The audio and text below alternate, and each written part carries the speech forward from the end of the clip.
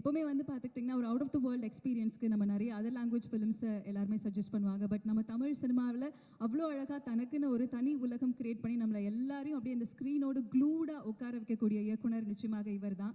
நல்ல பாடகர், நல்ல நடிகர், நமக்கு எல்லாருக்கும் மிக பிடித்த இயக்குனர், தற்பொழுது இசையமைப்பாளரும் கூட இயக்குனர் மிஷ்கின் அவர்களை அன்புடன் மேடைக்கு அழைக்கிறோம். போய் பார்த்துட்டு வந்து நான் நிறைய படம் பார்க்கறதுல காரணம் என்னன்னா, ஒரு படம் நல்ல படம் பார்த்துட்டா அது வந்து ஒரு வாரம் ஒர்க்கு எனக்கு. ஒரு கெட்ட படம் பார்த்துட்டா ஒரு வாரம் ஜுரம். Because one movie motivates me, one movie makes me shit. Actually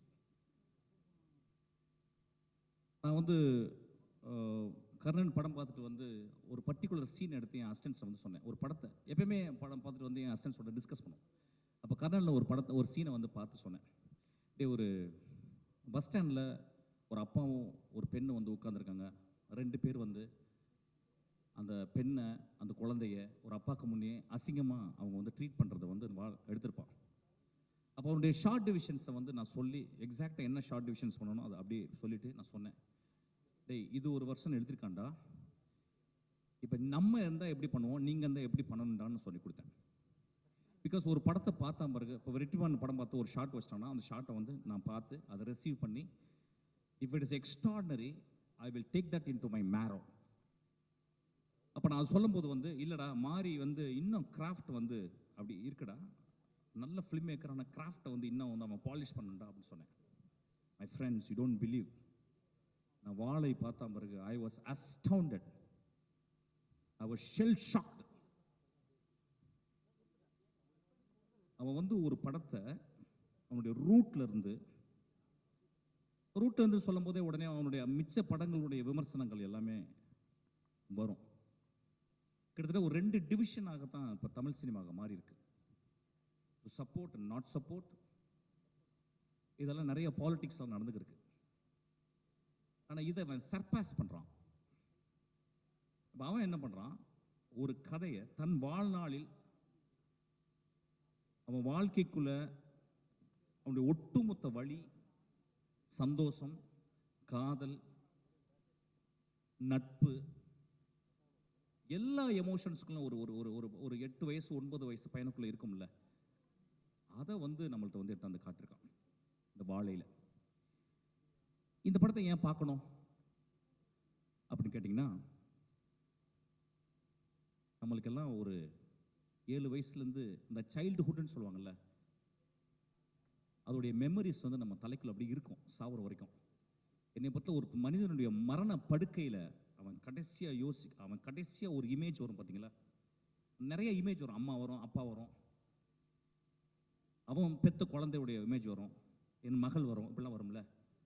அதுக்கப்புறம் மிக முக்கியமாக ஒரு இமேஜ், அவன் சைல்டுஹுட்டில் அவன் ரொம்ப சந்தோஷமாக இருந்த ஒரு இமேஜும் ரொம்ப சோகமாக இருந்த இமேஜும் அவன் சாகும்போது வரும். அது ஒரு நார்மல் பீப்புள்னால அதை வந்து வெளியே சொல்லலாம். ஒரு ஆர்டிஸ்ட் மட்டும்தான் அதை ஒரு நாவலாக எழுத முடியும், ஒரு புதினமாக படைக்க முடியும், அல்லது ஒரு பயோகிராஃபியாக எழுத முடியும். Very rarely in the whole world of சினிமாவில் there are very few directors are able to articulate their inner experience. அது எனக்கு தெரிஞ்சு இந்தியாவில் அந்த மாரி செல்வராஜுக்கு நடந்திருக்கு. Actually he was able to articulate எப்படின்னா, இந்த குழந்தை வந்து ஒரு அரை மணி நேரம் அம்மா காணாமல் போயிட்டா அழுவும் பார்த்தீங்களா, அந்த தொண்டைக்குழி அப்படியே இது அந்த மாதிரி அழுதுருக்கான்.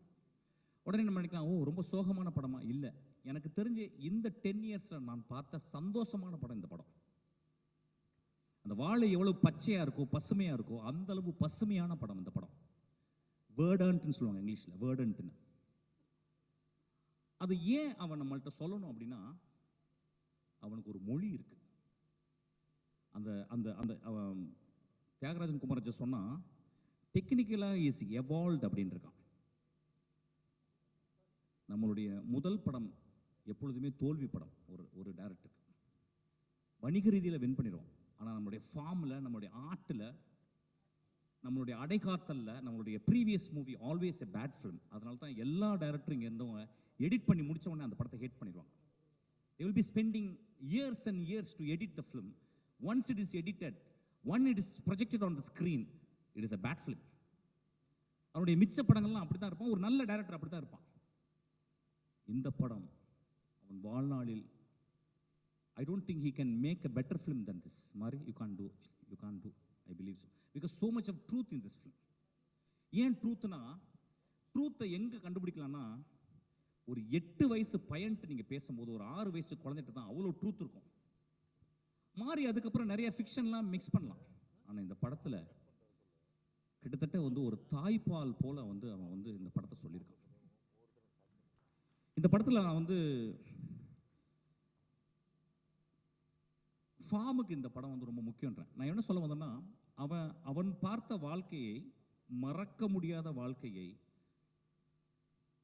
நிறுத்தவே முடியாத அந்த அழுகையை, நிப்பாட்டவே முடியாத அவன் புன்னகையை இந்த படத்தில் அப்படியே உறைஞ்சு போய் வச்சிருக்கான்.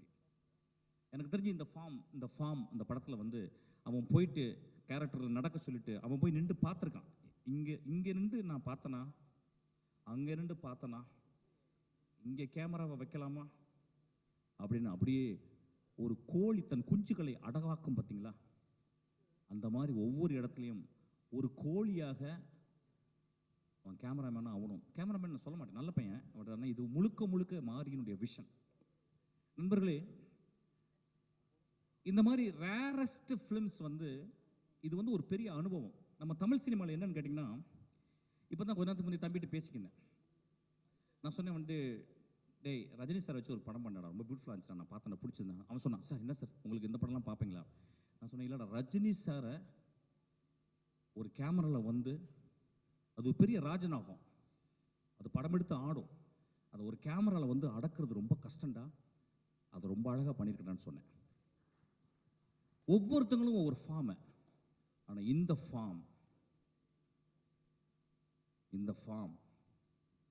இந்தியாவின் மிக முக்கியமான, நான் சொல்லுவேன், குருசவா சொல்றாரு, if you want to understand India you must see Pather பஞ்சாலின்னு சொல்வார். And I would say, if you want to understand Tamil Nadu please watch வாழை.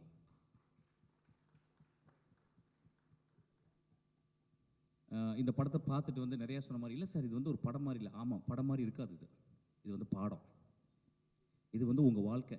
இதில் ஒரு டீச்சரை பற்றி சொல்லியிருப்பான். நம்ம வாழ்க்கையில் அம்மா தங்கச்சி எல்லாரையும் விட்டுட்டு நம்ம அதுக்கப்புறம் சொந்தம் இல்லாத ஒரு சொந்தம், அது யாருன்னு கேட்டால் டீச்சர் தான், நம்மளோட டீச்சர். அந்த டீச்சர்கிட்ட தான் நம்ம வந்து அதை வந்து காளியாக பார்க்குறதா, தேவியாக பார்க்குறதா.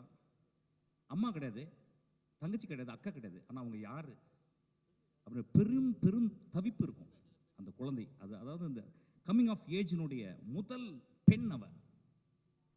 எனக்கு தெரிஞ்சு இந்தியாவில் அந்த குழந்தைக்கும் அந்த டீச்சருக்கும் உள்ள ரிலேஷன்ஷிப்பை எந்த படம் இந்த மாதிரி போர்ட்ரே பண்ணதே இல்லை. அந்த டீச்சராக வந்து ஒரு குழந்தையை நடிச்சிருக்கா. Oh what a performance, oh my God. அவளையும் மலையாளத்தில் தான் கூட்டி வந்திருக்கான். அதுதான் பெரிய வருத்தம், டீச்சருங்களே இல்லை போல். ஆக்சுவலாக one of the extraordinary performance. நான் நிறையா பேசலாம், நான் ஷூட்டிங்கை விட்டு வந்திருக்கேன். இன்றைக்கி தான் ரொம்ப நாகரிகமாக பேசியிருக்கேன்னு நினைக்கிறேன். ஆக்சுவலாக நான் ரொம்ப சந்தோஷமாகவும் ரொம்ப வருத்தமாகவும் இந்த மேடையை விட்டு இறங்குறேன். என்னை பற்றி திட்டுறவங்களுக்கு வந்து எதுவுமே இல்லாமல் கொடுத்துட்டேன்னு சொல்லிட்டு நான் ரொம்ப ரொம்ப கஷ்டத்தோடு தான் நான் அந்த மேடையை விட்டு இறங்க போகிறேன்.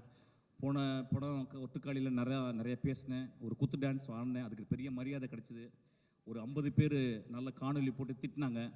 நண்பர்களே, மேடையில் பேசுகிற மாதிரி போர் எதுவுமே கிடையாது, utter bore. I'm not speaking, I'm just performing like a clown, and I'm very sure I'm the most sad clown. இந்த 2 படங்களும் என் வாழ்க்கையை உருட்டி போட்டு விட்டதையா. இந்த 2 படங்களும் என் நாக்கை அப்படியே ஒரு முடிச்சு போட்டுருச்சு என் நாக்கில். எனக்கு பேச முடியல. அப்போ நாங்கள் பேசும்போது அடுத்த வார்த்தை என்ன தெரியக்கூடாதுன்னு நான் பேச ஆசைப்படுறேன். ஏன்னா நான் அடுத்த வார்த்தை தெரிஞ்சிச்சுன்னா நான் நல்லா பேசுறேன்னா, வெற்றிமாறன் நல்லா பேசுறானா, ராம் நல்லா பேசுறானான்னு இப்படி ஆயிடும். அதனால நான் கெட்ட வார்த்தைகள் பேசுறதையும் தயவு செய்து பொறுத்துக்கங்கன்னு சொல்ல வரேன். ஒரு பெண்ணை பார்த்து நீ நல்லா இருக்கமா, அழகா இருக்கமா சொன்னா, அப்படிங்க என்ன மாதிரி இருக்குடி அப்படின்னு சொன்னாதான் அவள் அழகு. அப்படி சொல்ல விடுங்க. இன்னைக்கு ரொம்ப வருத்தத்தோடு நான் மேடையை விட்டு இறங்குறேன். நான் எதுவுமே பேசலை. Please watch this movie, please bloody watch this movie. It is going to transport you to some other level. ஒரு குரோசவாவையும் ஒரு பிரஸ்தானையும் நான் கண்டுபிடிச்சிக்கன்னு சொல்லுவேன். நான் மாரி செல்வராஜையும் கொட்டுக்காளியினுடைய டைரக்டர் வினோத் ராஜையும் என்னுடைய ஆதர்சமான என்னுடைய நண்பர்கள். இந்தியாவின் மிகச்சிறந்த டைரக்டர், உலகத்தின் மிகச்சிறந்த டைரக்டர் நான் பார்க்குறது வந்து வெற்றிமாறன், ராம், என் குழந்தை பேர் டக்குன்னு வரலடா, எமோஷனல் தியாகராஜன் குமார்ராஜா. உடனே எழுதுங்க தண்ணி போட்டாருப்பாங்க. நான் தண்ணி போட்டு ரொம்ப நாள் ஆச்சு ஆக்சுவலாக. நான் ஒர்க் அவுட் பண்ணிக்கிறேன், ஒல்லி ஐட்டம் பாருங்க. ஆக்சுவலாக ஃபஸ்ட்டு 6 பேக்ஸ் உள்ள டேரக்டர் நான் தான் இந்தியாவில். அது இப்போ ரெடி ஆகிட்டு இருக்கேன். So it's a beautiful experience my dear friends. இந்த படத்தை பாருங்கள் நண்பர்களே. நம்ம நிறைய படங்கள் பார்க்குறோம், நிறைய படம் பார்க்குறோம். அதாவது வந்து எந்த ரீசனுமே இல்லாமல் ஒரு தேட்டருக்குள்ளே போகிறோம், எந்த ரீசனும் இல்லாமல். ரொம்ப சீப்பான படங்கள்லாம் இந்த கண்கள் வந்து எக்ஸ்போஸ் ஆகுது. ரொம்ப மோசமான டைலாக்லாம் வந்து இந்த காதுகள் எக்ஸ்போஸ் ஆகுது. இந்த ஒரு வாழை மரத்தை தொட்டிருக்கீங்களா? வாழை மரத்தை அறுக்கும் போது ஒரு கிராக் அப்படின்னு ஒரு சவுண்டு கேட்கும், அதை கேட்டிருக்கீங்களா? வாழையினுடைய பழத்தை வந்து மேலே ஏறி பறிச்சு அந்த படத்தில் அப்படி ஒரு குழந்தைக்கு கொடுக்குறான், அப்படி அதை உரிச்சு சாப்பிட்ருக்கீங்களா? That is the most primal experience, most primal experience. அதெல்லாம் நம்ம விட்டுட்டோம். ஆக்சுவலாக I am very happy this movie. இந்த படம் நிச்சயமாக மக்களை, அதான் சொல்கிறேன், சில படங்கள் வந்து அது வந்து மக்கள்கிட்ட எப்படி ரீச் ஆகும்னா, நீங்கள் சாவுற வரைக்கும் இந்த படத்தை பார்ப்பீங்க. இந்த படத்தை ஓடிடியில் வந்த பிறகு உலகத்தில் உள்ள எல்லாருமே பார்ப்பான். ஸ்பானிஷ் அமெரிக்காவில் அங்கே வந்து ஸ்பானியர்ஸில் அங்கே வாழைமரம் இருந்தால் மெக்சிகோவில் வாழைமரம் இருக்கான், அவன் பார்த்து அவன் ஐடென்டிஃபை பண்ணிப்பான். அந்த மாதிரி ஒரு படம். எனக்கு ரொம்ப சந்தோஷம். இந்த படத்தில் வந்து நிறைய பேர் நடித்தாங்க. அவன் பேர் கலையரசா ராஸ்கல் எந்திரா. அவன் வந்து நான் தான் அவனை அறிமுகப்படுத்தினேன். ஃபுல் கஞ்சா அடிச்சு வந்த மாதிரி வந்தான் ஆக்சுவலாக என் படத்தில். வந்து நடித்து கொஞ்சம் நிறையவே பேசுவான். ஊர்லாம் பேசுவான். அவன் என்ன பர்ஃபார்ம் பண்ணியிருக்கான், வா. அவன் அந்த வாழ்க்கையை பார்த்துருக்க கூட மாட்டான்.